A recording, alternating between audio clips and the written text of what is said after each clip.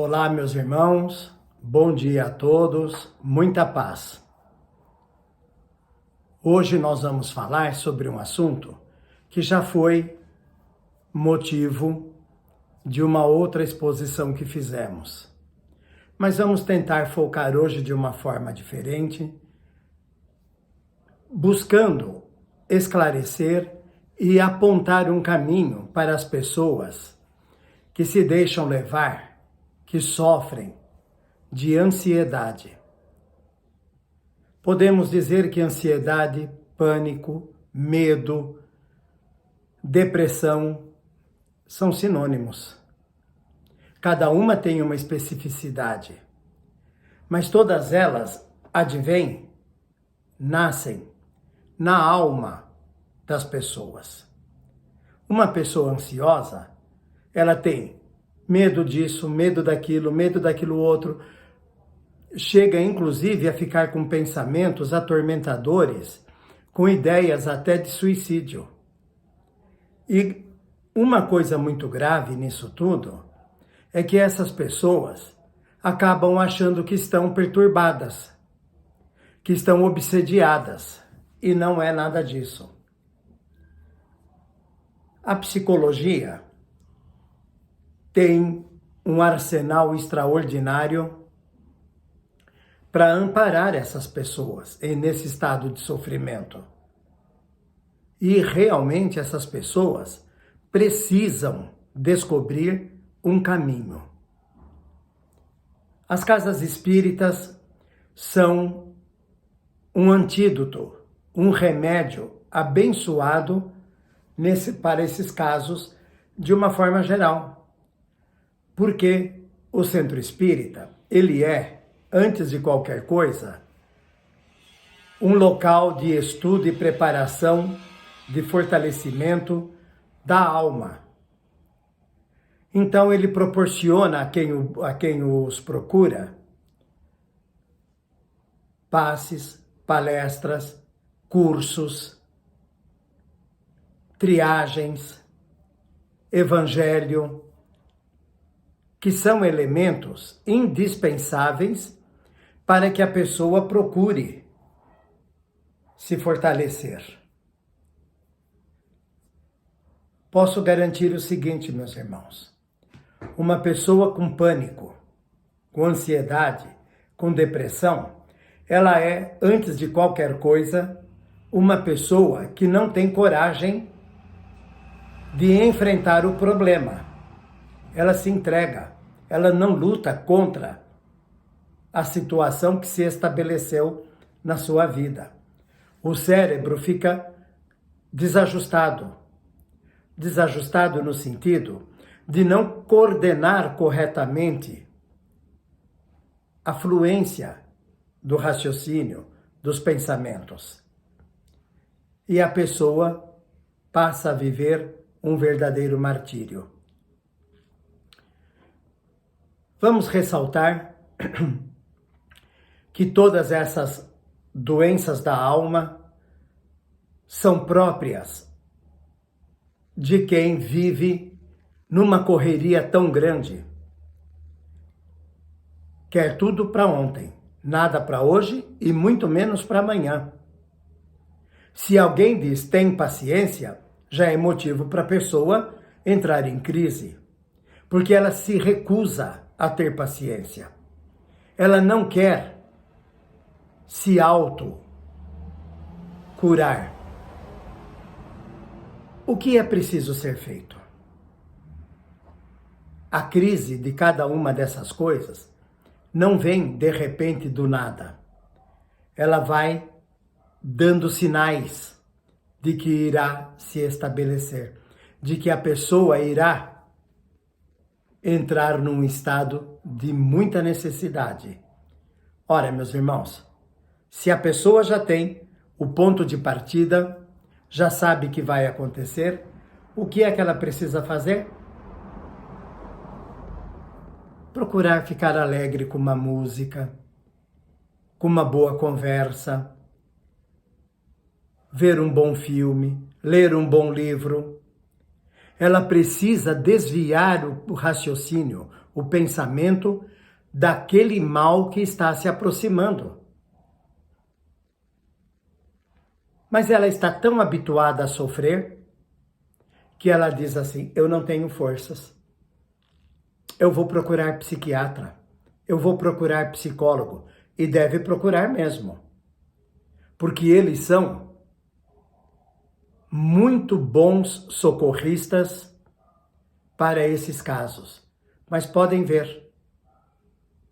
O psiquiatra prescreve uma medicação. É a solução? Geralmente, a pessoa recebe a seguinte notícia: você terá que tomar esse medicamento o resto da sua vida. E o psiquiatra está corretíssimo. Porque ele de imediato detecta, percebe que a pessoa não tem ânimo, a pessoa não quer reagir. Então ela precisa de algo que a faça se sentir segura. Abençoado psiquiatra. A mesma coisa acontece numa cadeira de um consultório de psicologia. O que o psicólogo pode fazer? Viver o seu problema? Claro que não, porque se ele absorver o seu problema, ele será mais um necessitado. Então ele tem a técnica de deixar a pessoa falar, expor, lamentar, chorar. Tudo que ela tem direito. Na tentativa de fazer com que a pessoa desperte, tenha um insight e perceba que ela sozinha pode se modificar, pode encontrar o caminho da sua própria salvação. Salvação do tormento que ela, voluntária e involuntariamente, alimenta. Observem no ônibus, no metrô, nos locais públicos, as pessoas não ficam paradas, repousando o cérebro. Estão olhando para o celular, estão ouvindo música, estão fazendo coisas, menos a melhor coisa que poderiam fazer: tranquilizar o cérebro. Chega ao final do dia, com tantas informações, com tantas situações, com tantas negativas, que ela se sente sem forças para mais nada. Muitos médiuns deixam de fazer tratamento. Médiuns não, desculpem. Muitas pessoas deixam de fazer tratamento na casa espírita. Outros tantos simplesmente desaparecem da casa espírita e dizem assim: o espiritismo não me ajudou não, piorou. E não é verdade. O espiritismo jamais colabora para que uma pessoa piore. O que acontece é que as mensagens evangélicas, os estudos nas escolas de médiuns, as palestras, os passes, são o quê? Um despertador. É repassado para a pessoa que está em crise, na possibilidade de que ela absorva um grande conteúdo de conhecimentos que vão modificar o seu estado íntimo. A coisa mais comum que nós temos na nossa casa espírita, em face disso que estamos falando, é a pessoa dizer assim: eu voltei a dormir, eu estou mais paciente, eu estou com esperança, por conta de tudo o que a casa espírita, as casas espíritas, melhor dizendo, proporcionam a essa gama de pessoas. Falamos há pouco de um bom livro. Vão me permitir aqui fazer uma sugestão. Leiam O Horizonte da Mente, um livro ditado pelo espírito Miramês, que vai colaborar bastante na forma da educação mental, para que a pessoa ou as pessoas não se deixem arrastar por esse verdadeiro vale de sofrimento causado pela angústia, pela depressão, pela ansiedade, pelo medo, e eliminem das vossas vidas aquela palavrinha feia, muito feia. Eu fui diagnosticado com ansiedade. Eu fui diagnosticado com a síndrome do medo.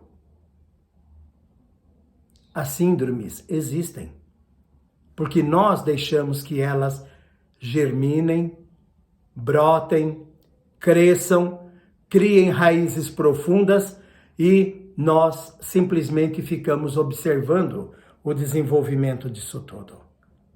Repito, procurem ler com carinho o livro Horizontes da Mente. Vale a pena, meus irmãos. E tomara a Deus, todos encontrem um lenitivo, uma oportunidade de se autocurarem com a ajuda, com assessoria do psicólogo, do psiquiatra e do abençoado Espiritismo.